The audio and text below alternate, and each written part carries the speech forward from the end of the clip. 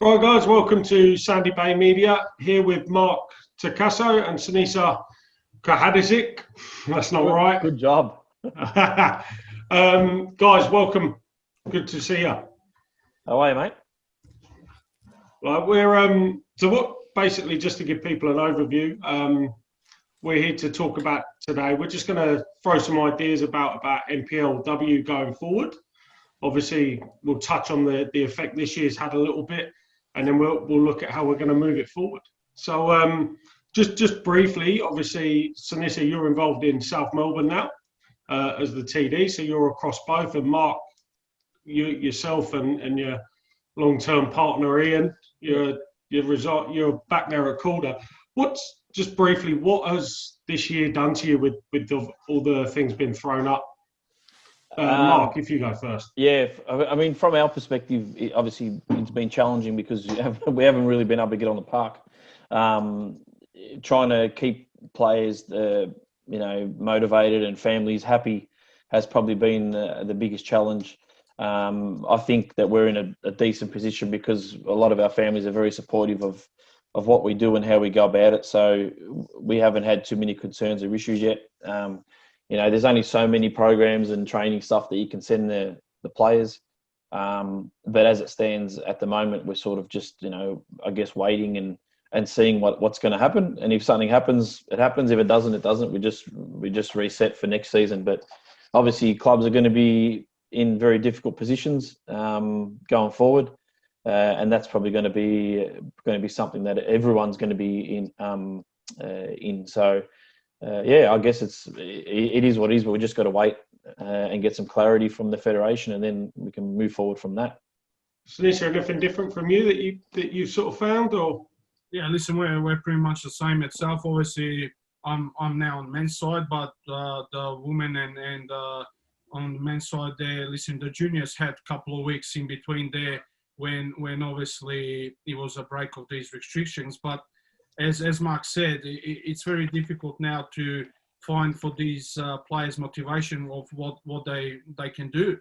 So we're depending on the federation of actually finding out if we're actually going to do anything now, and deciding, do we already start preparing for next season, or actually we go back and play some friendlies before we go to trial new players and see where it takes us. Yeah, it's been difficult. I know in my case, there was the first lockdown, the motivation was still really high. And then this second one sort of, it's dampened people, and, there's bigger things at play, I guess. Yeah. But so if we look forward, if we sort of take 2020 as a bit of a write-off, and like I say, at the end, we may get trials and stuff. Going forward, what do you think, Mark, is probably going to be the biggest impact and challenge for us? I think obviously clubs will be in a difficult position because of finances, and again, we don't know anything from the federation about refunds and what clubs are going to have to potentially give back to junior players and that. I think the long-term effect will be the fact that funds are going to be an issue. The fact that right now, as it stands, senior players aren't supposed to be getting paid anyway, with the hope of changing that to being semi-professional maybe at some point. That's obviously going to have an effect on if we can eventually do that, which is something that's been thrown around over the last year or two. It's definitely going to have an effect for clubs in every way. Obviously, most clubs would have bought their uniforms, for example, this year. You're going to have girls that are going to have grown up and they're going to have to get new uniforms next year. So there's funds that are going to be thrown around that have been spent this year. They're going to be not be able to get back. I think going back to the other thing with some of the players, like there's obviously some players that are still able to prepare for W League. So there's obviously a few girls at our side that are still training on their own, training hard on their own for W League stuff. That's, I guess, a motivation for them to keep going. But again, as it stands from a club perspective, I think everyone's going to be in the same boat. I don't think anyone's going to be, in good financial positions going into next season. Sinisa, your situation may be a bit different, obviously being heavily aligned, the two men and the women's clubs. Do you see the financial side of it, the impact in financials being bigger for the women potentially, or? Yeah, listen, I mean, everyone's in the same situation now here. Is a man or the woman. I mean, it's difficult for everyone now at this point of time. But what we need to really think about is that the way we want to go forward, you know, is a men's game, is a women's game. This is the opportunity for not just Victoria, but for the whole Australia to actually think, okay, do we want to go differently going forward, or do we want to stay the same way as we are now? Okay, now, there will be clubs that will need to sacrifice. Okay, I'm not sure what's going to happen with all these fees that do they have to be returned, or they don't have to be returned, and that's going to have impact on every club, you know. But saying that, you know, I still think that the sponsors are still around, especially around women's clubs. You know, I still think that they're firmly around them and not pulling out. Men's game is pretty much different because there's much more money involved. As in women's game, you know, these in reality, these girls don't get paid not even close to what you know, men get paid. So it's a different situation for women. But saying that, again, as I mentioned on the beginning, now it's the time to actually really think of the way we want to go forward. And we got to think that we have the World Cup in 2023.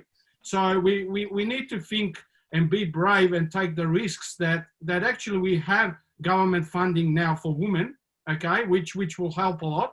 And clubs need to take a chance on this now. And in my opinion, as Mark just mentioned a little bit before, we've got to start thinking, can we go semi-professional maybe with these NPL clubs? Yeah, oh mate, for sure. And you bring up a good point with the World Cup coming in. It's not just about that 4-week period. It's that the spotlight then is on Australian women's football. Okay, and if people look at I'm going to say it's fairly disjointed in the women's game. You've got the W League, and after that, it's disjointed. The USA obviously have a great system. England has 2 national divisions, the Premier League and the Super League, and the Championship, underneath it. What would you guys' ideas be? We call it a National Premier League at the moment. It's not. It's state leagues. Mark, to you first. Do you think there's any benefit to bringing those winners of each NPL and making a tournament at the end of the season? Yeah, I think this is an important topic, and touching on what Sinisa just said, I don't think we should all be concentrating on the situation now. I think we should be looking about what we can do to improve this game now, and that's for me, someone that's been involved in the women's game for a very long time in Victoria. That's the first step of professionalism or semi-professionalism, is giving the girls this opportunity of, if you win your competition, if you win the state comp, if you win the cup comp, whatever it is, you should be able to go on to a next stage. And that next stage could be to gather centrally somewhere in Australia over a week or two, and you play the other National Premier League winners. I can't see why that can't be an option, because I honestly believe clubs would back that. We won the Team Up Cup, the Nike FC Cup, sponsorship rights there. We won the Nike FC Cup last season, and we were given an amazing opportunity to go and play against the Western Sydney Wanderers in a practice game. Yeah. It was good for their prep. It was good for our girls to have that opportunity. And the second we presented that to our girls, there was not even a question. And even the club, there was not even a question about going. It was, yes, let's go and do it. It's a great opportunity. But if you take that Nike FC example, they're fantastic. Look, the experience they give the girls at that final, if you can amplify that to a national system, so your end of year tournament is like that, you're immediately getting viewers. You're immediately looking more professional. I don't see why it doesn't work.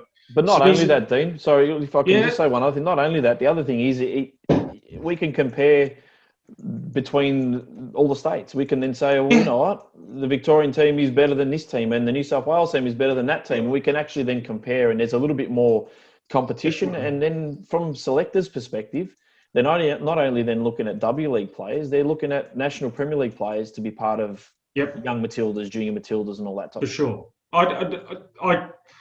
for me, I think it's actually a bit false to be calling it a national Premier League when there's no connection between the states. It's not like that. Sinisa, anything from you there? Any reason you can see why they haven't done it, or why they may be reluctant? Listen, always finances are the reason, especially in women's game. But to tell you honestly, a little tournament like that, 5 to 7 days, wouldn't cost I don't know how much, So on the end of the day, that's a great opportunity to make it interesting for the women's game. You want actually on the end of the day to see the best to play against the best. Okay, now I put the situation of Corda as being dominant in this Victorian league for from the start of the NPLW.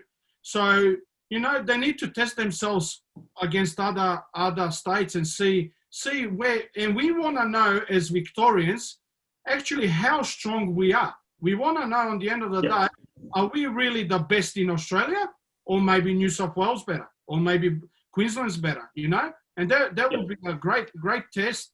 And I would believe, and I would 100% believe that there would be a tournament that will attract very, very much interest from everyone, from the selectors to the W League coaches all around Australia.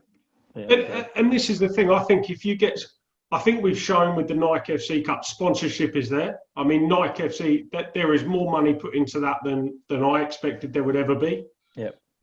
If you make it a tournament where all your W League coaches are invited, national selectors are invited, just to give that prestige, I can't see why there wouldn't be the sponsorship available. I can't see why a big company, female sport with the World Cup, why would companies not want to be aligned to that? I think it's the only way forward. For me, it's the only way forward to develop it. Like you say, it's no point Mark's team going up, and even you at Alamein, there was 5 or 6 teams there that were almost a guaranteed 3 points. And you want to go and play against the best of the best. That's it. So a thing that we talk about with the women's being paid that we've touched on a little bit is the amount of spectators and attendances at games. Okay, they say, they can't be paid that much because there's not the spectators. Sinisa, what would you do? Obviously, you're sitting in front of that big athletics track that South Melbourne play at. How do you feel that? How are you going to feel that in the future? What's the steps we have to take? Yeah, I mean, Dean, listen, me and Mark, I'm in the men's game at the moment, but me and Mark talk daily on this because me as a coach involved in football in Victoria, I'm very much following both sides of the game, and I want this game to improve, and I want, as you said, to bring people to watch this game. Okay, and now as a nation, we need to make a decision which way we want to go, because especially now having a look at our best players in women's game, Matilda's all going to England and going to Europe. We now need to start thinking, okay, what can we do to bridge this gap, and what can we do to get the interest of people to come to the games? But in the same time, saying that, I firmly believe, even talking to people, I don't believe that Sam Kerr and Emily Van Egmond and all these top players have brought people to the games. Okay, on the end of the day, it comes to the point where how much of the community is involved in W League teams. If I go and have a look at which W team actually has an academy, which means everything below the senior team, there's only 2 teams, Newcastle and Brisbane. Okay, so you have the likes of Melbourne City, Melbourne Victoria, and all other Sydney. They don't have a female side of academy, so there's no connection there. So now we need to make a decision. Do we get the W League teams to have a connection with a community team? So say, for example, Calder with Western United, Melbourne City with Bulleen, and we have that community connection, so we can bring actually people, players, parents to the W League game and bring people to watch the games, okay? Or we go some other way. So that's a question. That's a question we need to ask ourselves. And Mark can elaborate this on what's the other way we actually can go. So, I mean, that's a great point. So the first thing that springs to mind for me then, Mark, is in Victoria, Western United, Melbourne City, Melbourne Victory, NPL teams. Discuss. I don't know if I think like these type of things, we have these type of discussions regularly in the football world, and I think it sounds fantastic, but then we've got to look at, are we in a position where we've got enough good players that we can do these type of things? So if I was to answer my own question, then I would say probably not right now. Could Melbourne City, Melbourne Victory, Western United at some point come in as like an NTC, as an under 20, like the boys, like the men's NPL, they've got to be an under 20 team. Is that a reality? Yeah, that's possibly one. But for me, I probably see it as like Sinisa said, I think a connection between a W League setup and a community club or an NPL club as such, as we're saying, we're looking at it from this perspective, because let's be real, in the current situations that we're in now, but even prior to this, most A-League clubs were finding it difficult to finance their W League teams. There was always reasons at the start of the year why we couldn't do this or why we couldn't do that. And if it wasn't for a bargaining agreement a year or so ago, the players would still be getting very little money. So the reality is a lot of the A-League teams don't probably want to invest a lot of money in their W League team. So it comes to that next point of, well, if that's the case, why don't we get community clubs or NPL clubs to basically be the feeder into these W League teams? Basically, they're the academy teams to go into these W League teams, and you affiliate yourself with potentially a W League team or something like that. Like these are the type of things that have been thrown around for the last probably couple of years, but like no one's probably stood there and said, let's get a hold of it. But the first step, like we said right back at the start of the conversation, making this competition a semi-professional comp, and it aligns itself a little bit more realistically with a W League. That's the first and foremost for me, is a semi-pro comp that allows a stepping stone into the W League to be a little bit more natural, rather than you're almost effectively going from an amateur comp into a professional comp, and most of the time the players aren't ready. No, of course they're not. Because not just ability-wise, like the culture shock they're going to get from Tuesday, Thursday to every day, weight programs, eating programs, like that's a shell shock for some of these players. Yeah, of course it is. Of course it is. And that's definitely, it's interesting you say that. Like we've had a couple of girls, like Emma Rovers is a perfect example of a player that's always try to push herself to get into a W League setup. And she's been different environments, different setups, and she came with us, and it was our goal to try and get her into a W League setup. And we said to her, you need to be able to do this. You need to have trained this amount of times a week. You need to have played this much. You need to do this much if you want to have any chance. And, when she first came to us in 2017, it was like, all right, well, I want to hurry up and get there in 2018. And I said to her, it's not as simple as that. Okay, you've got to become consistent with the same thing over 2 or 3 seasons. And bang, she got herself a W League contract with Victory, and probably going to get one again this year. So that's key, is creating this NPLW to actually be a National Premier League and a semi-professional comp where players are acknowledged as that exactly. And that's exactly it. Look, we don't have the numbers, Sinisa, in Victoria or any state really in Australia to have a thoroughly competitive league where top and bottom are only 7 or 8 points apart. We don't have that quality. If you then make that tournament at the top quality, you're getting the best of the best against the best. That's your stepping stone, isn't it, into that W League? That tournament where there's high quality. Exactly. It's something that I'm just going to add to Mark. I mean, the top 4 or 5 teams in NPLW Victoria, I know for a fact that they are very well resourced. I mean, at the end of the day, if I'm going to go and compare, I know for a fact, because I was at Alamein, the high performance resources that I had at Alamein, some NPL men's teams don't have at this point of time. I'm confident of that.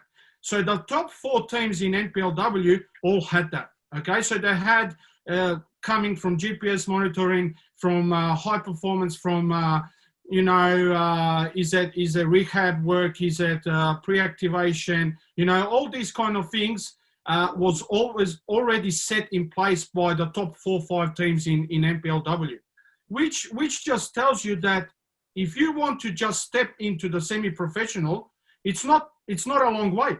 It's not a long way. The only thing that we will change there is we want more quality. Now, the question is how we are going to bring more quality. Because on the end of the day, we need to think, okay, is it going to be, can we bring maybe, my suggestion was 3+1 internationals, 3 internationals and 1 New Zealander, okay, to make it more competitive and to make obviously the quality of the league much better, so we can have 8 to 10 teams that have good quality and don't have top 4 and bottom 4, okay? So that's the critical part. And now, if we get that right, and then we can go into the end of the year tournament, I'll tell you what, that winning team will not be far off a W League team quality. Not at all. Yeah. No, without a doubt, I think if you bring in more quality from overseas, if you allow that, the quality of the Australian nationals will go up because they'll be brought up to that standard. It's happened in the Premier League. The more foreign players, the better the English players. Yes, there may be a few fewer, but the quality of them is high. The quality, Harry Kane's, Raheem Sterling, what they've got really high. I think, Mark, I mean, you guys had your full quota of international players. What would your advice, what would your opinion be on possibly allowing 1 or 2 more? Yeah, I think definitely probably room for another 1 or 2. I've never been a huge ambassador for bringing lots of international players purely because I think we have a purpose in the National Premier League to develop as many Australian players as we can. So I see the benefits in maybe an extra 1 or 2 international players. So it's currently 2, maybe bringing it to 3 with a plus New Zealand or a plus Asian player in our confederation. I can see the benefits of that because I've seen the benefits of what it's done to some of our young girls at Calder, like having Catherine Zimmerman in our setup and having Jenny Schrobe in our setup in the last few years. And even I know Sinisa will vouch for this in previous years when he's had players like Hannah Keane and these girls in his setup. It, I think, speeds up development of some of our good young girls. And when I say that, I mean, 16, 17, 18-year-old girls who probably, should be in these type of systems because they're going to get work against hard, stronger senior bodies. And this probably goes to our next, point of discussion is, the NTC or the Young Matildas program. Could some of those players' development and processes be helped more in a club setting with, an Angela Beard playing next to them and a Taranto playing against them? My opinion, yes, I can see that that process helping better. So to answer your question, 100%, I think maybe increase it to 1 more, or even as it is, as 2, and you're allowed to bring a New Zealand and an Asian player as well, and that brings it up to 4. I agree 100%, but that point of, development of player, I think it's still critical that we do that as an NPL system for our players in Victoria. And the way it's set up, everyone is sort of located in areas to do their jobs. We're located in the West and you've got teams located in the East and some centrally and whatever. Effectively, our job is to try and promote and produce as many good young girls as possible from Victoria. And I think that'll be helped with international players as well. I think it's an interesting, because I know we want to stay on to the senior game and I know what you're saying about the NTCs. The thing is, that's a centralised system of teaching exactly what the federation and stuff want. Is the quality though being sourced from those areas that you've mentioned, Mark? Is it being translated through the junior setups at these NPL clubs? Are there a lot of players coming through? I've worked at a couple. I don't know. I don't know if the right things are being taught all the way through the system. Yeah, I mean, I don't. That could be a concern for the future. I don't know. I think, Dean, you're right. You're definitely right there. Like each club or all the clubs in the NPLW have got their own ways of doing their things, and You know, I mean, I'll sit here and say that at Calder we try and produce players to play for Calder, to play in the W League and play in the Matildas. With all respect to the NTC program, that's effectively what my job is. My job was to do that, is to produce players through my club to then go through a W League setup and then into the Matildas. And I feel like we've successfully done that in a number of years while we've had success. And I know some of the other clubs have also done that. So as long as you're getting that system right down below, then I think the progression would just generally happen. I don't know if everyone's doing it. Maybe there needs to be a bit more clearer, a clearer sort of guideline of how things need to look and process. I don't know. I think, Sinisa, do you think maybe that when we're talking about quality and trying to keep it short, but thinking about quality, clubs should be a little bit more accountable for what they're doing at the younger age groups, because it's quite easy for a lot of these clubs.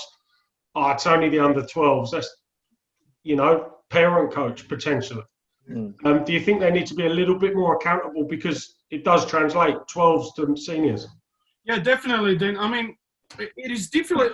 What we're doing wrong as a nation, as Australia, in my opinion, what we're doing wrong, we want the same formula for boys, men, and we want the same formula for girls, women. Okay? We cannot have the same formula. And I mean, we're looking at having the same formula like AIS done with the boys and obviously produced all these Vidukas and Kales and that. And we want to try and do same with the women. I'll tell you now, definitely, these women that have played Kerr, Egmont and that, they didn't come through the system of AIS. They came through the system of playing against boys. Okay, so totally different kind of a formula of how to produce a player.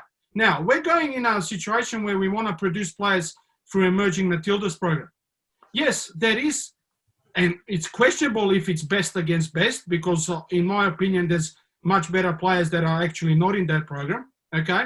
Now, best against best in women's game, it's not same as best against best in boys game. Okay. Because the level of girls that are playing in the 16, 17-year-old, it won't be better. Those players playing against each other and training with each other is definitely not going to be better than training in a senior setup with professional football. 100%. Never.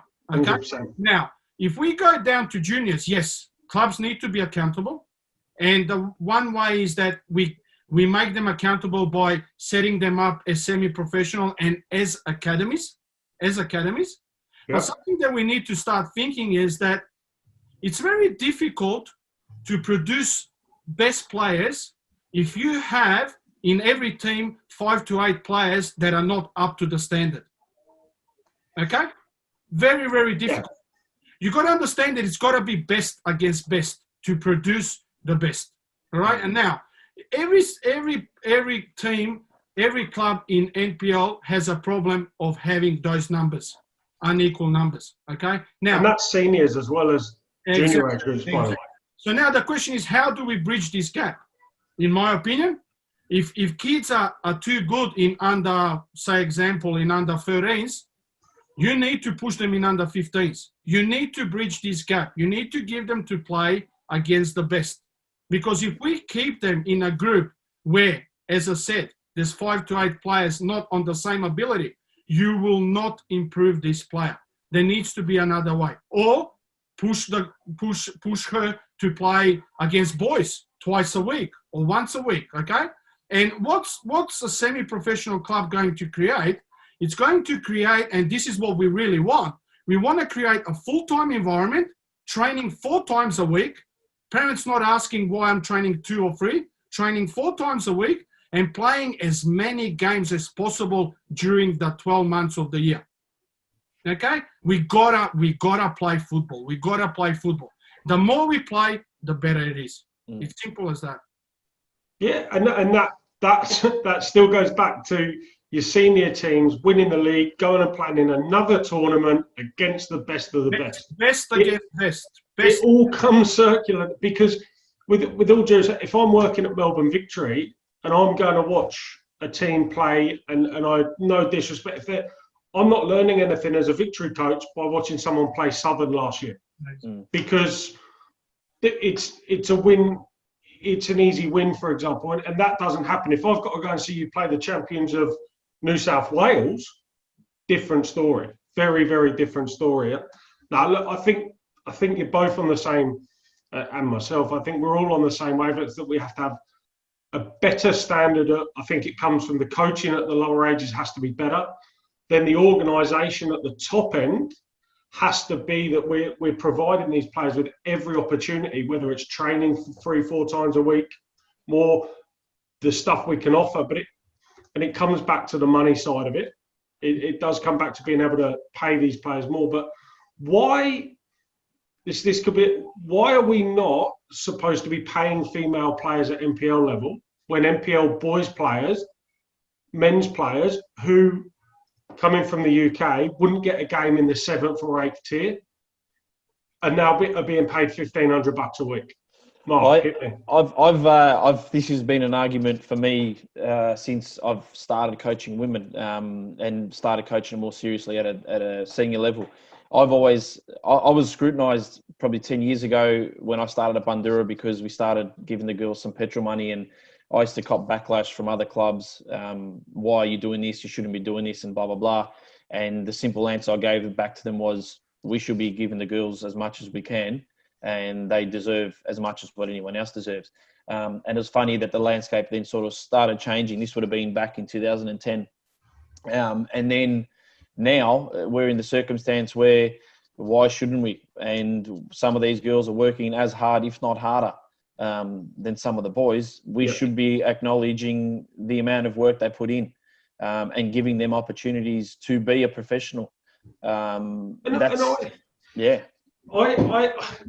I see that, yes, some clubs may not have the resources because the reward isn't the same. So you can't, if your reward for winning the men's league is 10 grand, for example, and for winning the women's it's 2 grand, yes, your wage structure is going to change because of that. To me, it looks like the federation, they're saying you can't pay your women. Yes, we know there is money that changes hands unofficially, but they're saying you can't pay them, and the financial reward deters people from paying them. Yeah, why? I mean, this is why we want semi-professional. Okay, then simple as that. Because on the end of the day, I've been in that environment for 5 years, and I've seen the sacrifices and the commitment that these girls give to the game. We can argue the case that the speed of the game is different, the technical ability is different, you know, all these kind of things we can argue, okay? Yeah. But we can never argue the point of commitment of these female players. Yeah. Okay? Never. Because I'll tell you now, I've been, as I said, I've had many, you know, professional players pretty much played at LMA, like Emma Checker, Hannah Keane, all these type of players. The commitment they give day in, day out, and out of training towards the game is, I'll tell you what, even if you compare it to men, some of these girls put in more than men do, commitment-wise. Oh, without a doubt. Without a doubt. So commitment-wise, we cannot compare men and women because they are the same. In my opinion, they're the same. So just by that, we need to make sure that these girls get rewarded. Okay? So that poses the question then, why are the rewards for winning these leagues so different? Yeah, definitely. I'm not talking a grand, 10 and 9. I'm talking a lot of money. Serious amount, like whole team's budget's different. Yeah. And Dean, they pay the same amount of fees, yeah? Okay. Yeah. So at the end of the day, why should there be any difference? They shouldn't. Without a shot, like all I compare it to is back home. So I worked at Charlton Athletic back home in the Women's Championship. Now that league was treated with the same respect as the Super League or the Premier League, whatever they call it now. Like these players were training 4 times a week, and they weren't rewarded brilliantly, but it was on a even keel to the Premier League. I just don't see why the federation is stopping that. By these, you cannot do this, we'll reward you, bugger all, you know. I think they've got a perfect situation to change that mentality, because obviously we've seen it in all sports at the highest level. that unfortunately females get paid lower for winning an Australian Open, for example, or winning I think that changed actually last year. That changed just recently. Yeah, but like those type of things, if society doesn't change that mentality, then from the Football Federation's perspective, why would they? But they've got a perfect chance to actually make a statement, what I believe, and this is what I tried to address 3 years ago. They've got a perfect chance to make a statement and say, hey, we are the first federation in Australia, probably even first federation in Asia, to say that we are going to give our girls the prize money the same amount as what the men's prize money is. If they were to do that, they would make a serious statement and they would look so good. And you would attract the best players from Australia 100%. to Victoria. 100%. Because you would be the leader rather than, I think at sometimes we seem a bit like followers at the minute, a bit reactive to certain things. Yep. Look, we're all agreeing, like the idea of getting as close to, if not to, semi-pro is vital, because then the expectation is there. At the minute, we're amateur, so if I turn up and train twice a week and do nothing else, I can go. I'm amateur. If we're able to pay these players, Sinisa, you're working with the men at South Melbourne, paying the money that they get paid, the expectation goes up, the professionalism goes up. Yep.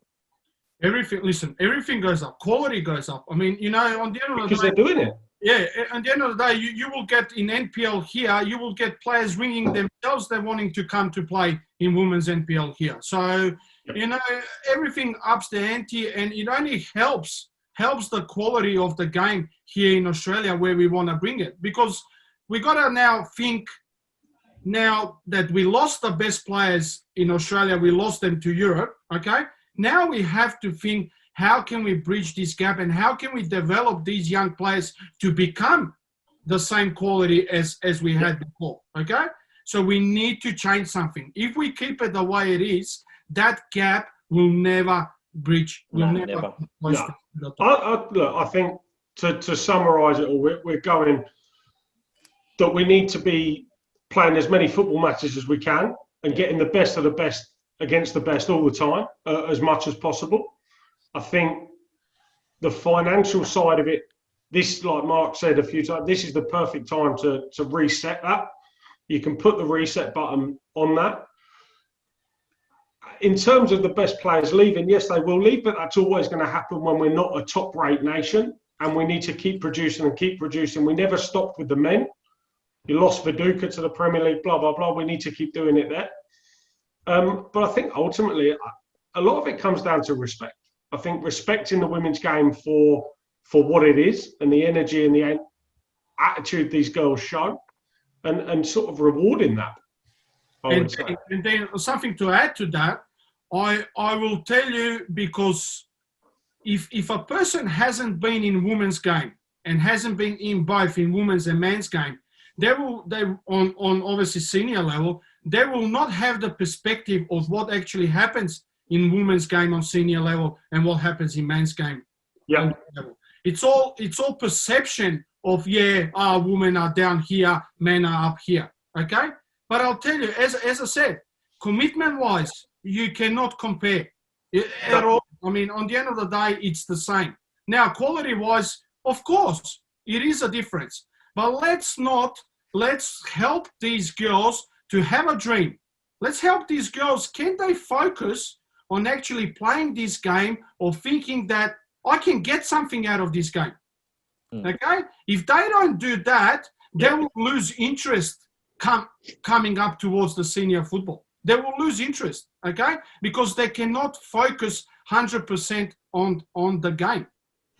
But exactly. And they are different. They're almost different codes in a way, and you have to respect each game for what it is, and that the attitude doesn't change. I mean, Mark, when people look at us as a nation for the 2023 World Cup, and if we continue with this very disjointed system, do you think it could hurt us? Listen, I think that while I've had this conversation with Sinisa and with a number of people, with Ian, a few people, while it's fantastic that we've got a World Cup, and this is going to be amazing for our game. If we don't act now, while whatever's happened in the last sort of 6 months has occurred, if we don't act now and use this as a perfect situation to adjust and change and fix up our progress and our landscape, then prior to the 2023 World Cup, when it comes, we're going to be in a really bad position. We've got a perfect situation right now to fix as much of these situations up as possible, to get little things right like this, get the NPLWs right in all the states in Australia, acknowledge semi-professionalism, create a national comp, create a national cup comp, create something that gives us a unique sort of lead going into that World Cup, something different to what everyone's done. We're a very different nation when it comes to any other female nation that has got a World Cup before. We're very different. We're so big in regards to where we are. We've got so many different federations. We've got so many different, players are different, personalities are different. We need to get all that together and then drive it forward to this World Cup to show that we are serious. We are dead serious, because I have this conversation with so many people. Unfortunately, we're always considered as a second sport. And then the females are always considered as second in regards to the men. You know what I mean? It's just hard. And we're going to have to wrap it up there. Something I would like to add to this, and what we need to be mindful of, World Cup is coming. What we need to be really, really careful is that generation that we have now, Sam Kerr, Catley and all that, I'll tell you now, and obviously Mark and me have been in this game, the quality coming behind, unfortunately, is not the quality that we got at this point of time. And this is where we need to be careful. And this is why we need to bridge this gap. Now, saying that, in women's game, you have many, many coaches that are top quality coaches. Everyone's got a perception that Australian coaches are not good enough. I'll tell you now, there's a lot of good young and up-and-coming coaches.